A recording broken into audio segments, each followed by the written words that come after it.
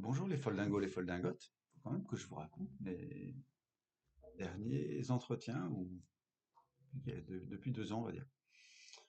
Alors, dernière date, c'est quand même pas mal. Une jeune fille m'appelle, je, de là je me prends à la tête, voilà, qui m'appelle et qui me dit oui, bonjour, vous vous êtes inscrit,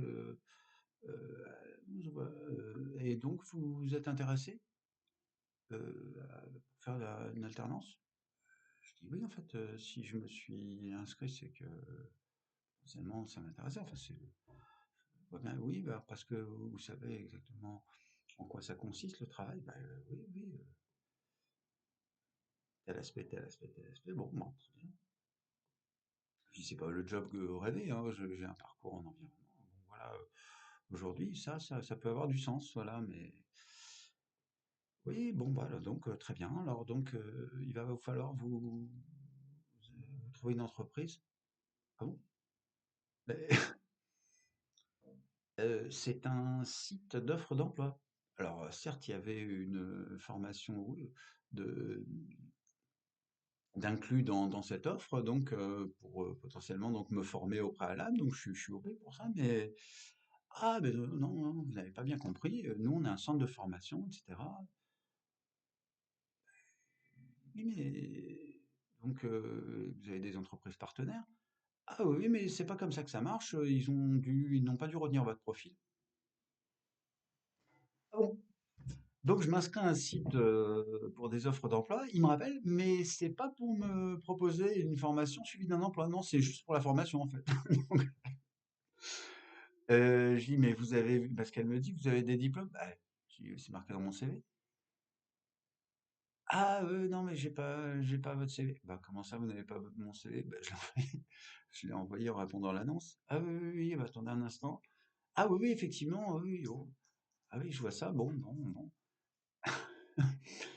Et puis, elle renquille sur son histoire de oui, il faut que donc c'est bien, il faut que je trouve une société pour faire mon alternance.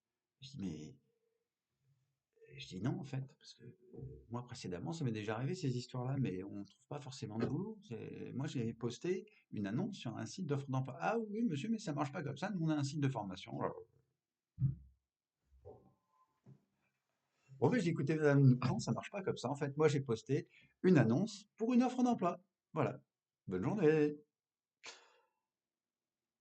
Number one. Number two.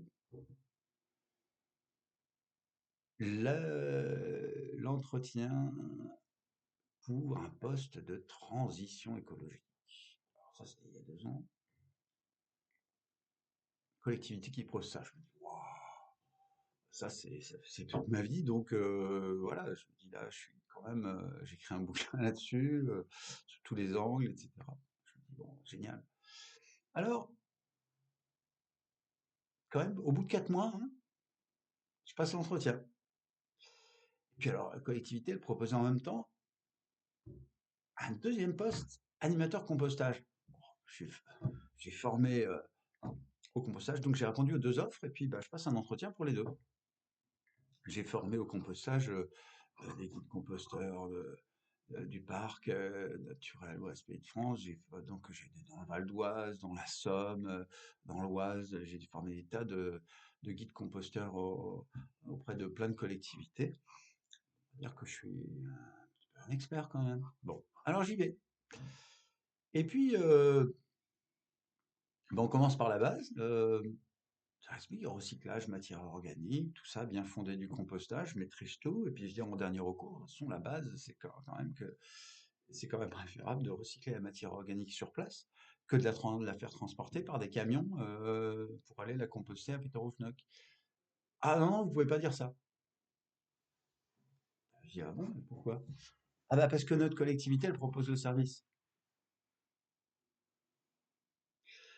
Vous proposez également un poste de transition écologique, ça, transition,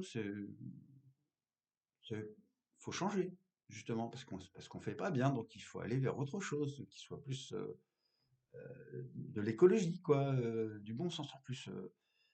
Faire tourner des camions pour aller ramasser des résidus végétaux qui se recyclent sur place, c'est quand même des dépenses inutiles et c'est complètement anti-écologique. Ça va émettre du CO2 complètement inutilement, ça sert absolument à rien. Donc c'est des dépenses inutiles, aussi bien en termes économiques qu'écologiques. C'est une aberration pour les deux. Ah non, non, vous pouvez pas dire ça, on propose le service. Bon, bah très bien,